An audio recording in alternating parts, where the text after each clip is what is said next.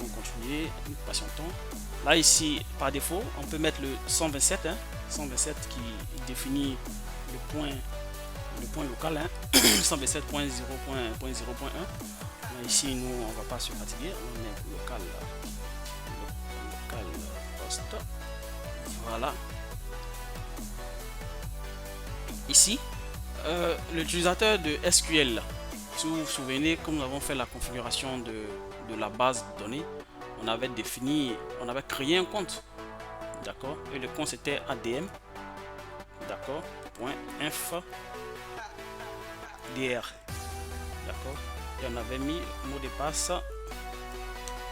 Voilà, donc c'est ce compte là qui, on va dire, qui a le privilège sur la base de données infdr qui a été créé, normalement qui correspond à GLPI, d'accord. Donc quand nous cliquons sur continuer, il nous confirme effectivement que c'est ce compte là qui a accès à la base de données et il nous donne la base de données que nous avons précédemment créée, qui était infdr. Voilà, super. Et nous dit ici connexion à la base de données réussie, et nous faisons continuer. Donc il va initialiser la base de données, d'accord. Il va nous initialiser la base de données. Cela peut mettre un peu plus de temps, donc nous allons mettre la vidéo en pause et vous revenir une fois finalisé. Alors là, nous sommes à la fin de l'initialisation de la base de données, excusez-moi.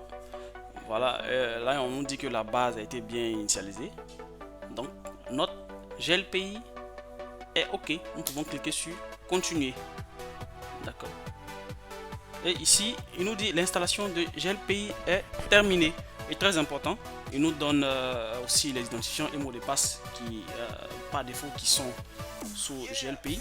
Voilà, donc ici dans la précédente vidéo nous avons dit que le compte par défaut c'est celui-là, GLPI, un mot de passe GLPI pour le compte administrateur. Enfin, nous avons finalisé l'installation de GLPI. Donc là nous sommes fin prêt. Faisons GLPI comme on nous l'a dit, le compte par défaut administrateur. Nous faisons GLPI aussi, un mot de passe, et nous faisons se connecter. Voilà, ici nous avons les baies, le matériel réseau, logiciel, moniteur, licence, imprimante, PDU, téléphone. Nous avons vraiment tout. Une fois que c'est bien configuré, vous avez simplement jusqu'à venir juste checker et c'est vraiment facile. C'est un logiciel très easy pour le département informatique, d'accord. Donc là je vais venir sur le menu principal. Donc ici on nous dit pour des raisons de sécurité veuillez changer le mot de passe par défaut pour les utilisateurs, donc c'est très important. Donc ça nous allons le faire. Nous partons carrément dans administration, pardon. Là on avait dit quoi, il fallait changer le mot de passe de GLPI, d'accord. Donc ici là nous avons le compte GLPI. Généralement par défaut, bon, je préfère toujours ne pas changer le mot de passe, je préfère toujours créer un compte administrateur. Voilà, je préfère toujours créer un compte administrateur que de le changer. Donc après avoir créé le compte administrateur, je peux maintenant le mettre en corbeille. Voilà. Et ici vous avez pas mal d'options. Donc pour pouvoir avoir toutes ces options là, c'est très simple. Vous cliquez sur lui ici, vous venez dans action. Et action ici vous avez d'autres options. Vous pouvez soit associer un profil, le changer, forcer la synchronisation, supprimer un document. Il y a plein de choses que vous pouvez faire avec lui. D'accord. Voilà. Donc nous allons aller faire l'essentiel, ce qui nous a été demandé. D'accord, ici vous avez l'identifiant, vous avez le nom de famille, vous avez le prénom. Ici tout ça ne nous intéresse pas, nous on veut changer juste le mot de passe. Donc on va définir un mot de passe, d'accord. On ne va pas se fatiguer, on va définir un mot de passe pour nous permettre de pouvoir enlever tous les warnings qui sont sur la page d'accueil. D'accord. Donc ça a été changé, ça a été modifié. Nous procédons aussi pareil pour les autres. D'accord. On va définir un mot de passe. D'accord.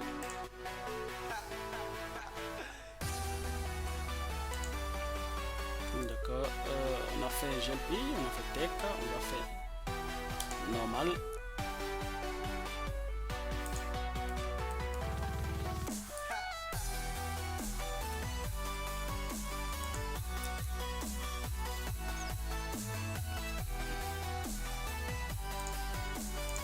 D'accord. Fait pareil aussi pour celui-là. Voilà. Voilà. On fait save. Et on va créer un compte aussi et définir le profil sur lui pour lui permettre de pouvoir configurer. D'accord, donc là on clique sur ajouter un utilisateur. Donc ici on va mettre juste admin.inf. d'accord, nom de famille on peut laisser par défaut, ça c'est juste l'identifiant. On va définir le mot de passe. D'accord, on va mettre valide depuis maintenant. Aujourd'hui est le 16, d'accord, le 16 mars 2025. On va mettre depuis maintenant. On n'a pas de cours, on n'a pas de mail. Si on avait des mails, on pourrait insérer les mails ici. Donc validité jusqu'à voilà, si ça dépend, si c'est un visiteur qui vient et qui a besoin d'avoir accès à cette plateforme là, voilà, on peut mettre une date de validité, ou bien soit si c'est un employé qui vient en entreprise mais qui a un contrat en CDD qui vient pour juste la période où vous avez la fin de son contrat, vous pouvez mettre la date de validité jusqu'à cette date là en question. Donc le numéro de téléphone, le matricule de l'employé, ici c'est son titre, on va dire sa profession, on peut créer, voilà, c'est juste cliquer sur le plus et créer son poste. On voit que son poste est bon. Ici je peux mettre administrateur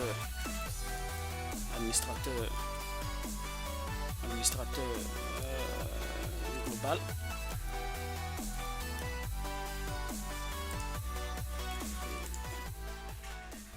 Ah, je suis trompé, administrateur. Voilà, administrateur. Je fais ajouter et je fais close. Une fois que je reviens là, j'ai automatiquement son titre. D'accord. Maintenant, très important ici, son profil. Son profil, il faut que je puisse le définir. Soit il est en super admin, il est en technicien. Moi, je vais le mettre en super admin. D'accord. Ici, ça c'est, on laisse par défaut. On peut mettre des commentaires, ça dépend. On peut mettre la catégorie de l'employé. Voilà. L'entité ici, c'est plusieurs. Si tu as, c'est sur plusieurs sites. Voilà. Bon, ça dépend. Si c'est une plateforme qui est déployée sur plusieurs sites, qui gère plusieurs sites. Nous ici, nous on a fini. Donc on va faire ajouter. Voilà, donc on va aller sur la page principale. Donc là où vous voyez ici, il y a le premier warning qui est parti. Il nous demande de changer le mot de passe des comptes. D'accord. Donc ici nous allons quitter. D'accord, nous allons nous déconnecter pour nous connecter avec le compte admin que nous avons créé. Donc admin.inf. Ici on met le mot de passe. Super, là nous sommes connectés en tant que super admin. D'accord, donc pour le second warning, ça sera très important. Comme je l'ai dit dans la vidéo précédente, c'est le fichier install. D'accord, install.php qu'il faudra supprimer. Bien entendu, il nous servait juste pour pouvoir faire l'installation de GLP. Une fois que GLPI est installé, nous n'avons plus besoin de ce fichier là, donc on peut le supprimer. Sinon, si on ne le supprime pas, ce warning sera toujours présent. D'accord. Donc qu'est-ce que nous allons faire? Nous allons partir dans WAMP. On va aller dans le DC d'abord, donc dans WAMP 64. On va aller dans 3 fois W. On va aller dans GLPI, on va aller dans install. D'accord, donc on a dit que c'est le fichier install.php. On va le delete. D'accord, on va le réduire et ici on va actualiser. D'accord, une fois actualisé, vous voyez que là on n'a plus le second warning. D'accord. Le dernier warning, c'est quoi? C'est la configuration du dossier racine du serveur web n'est pas sécurisée car elle permet l'accès à des fichiers publics. Référencez-vous à la documentation d'installation. Donc c'est clair, hein? Il est précis. D'accord. Vous pouvez vous référer au fichier, pour ne pas dire à la documentation. D'accord. Mais ici, ça n'a pas vraiment très grand impact, mais c'est des éléments qu'on pourrait corriger. D'accord. Donc pour la suite de la vidéo, on pourra corriger ça. Donc principalement, voici GLPI qui est implémenté et qui va vous permettre de pouvoir gérer l'entièreté de vos actifs, l'entièreté de vos stocks dans l'entreprise, gérer aussi vos incidents que vous rencontrez, avoir un état, faire des statistiques. Vraiment, c'est un outil parfait. Voilà. Donc merci d'avoir suivi cette troisième formation. Voilà. N'oubliez surtout pas la cloche de notification et surtout un like pour pouvoir booster notre page.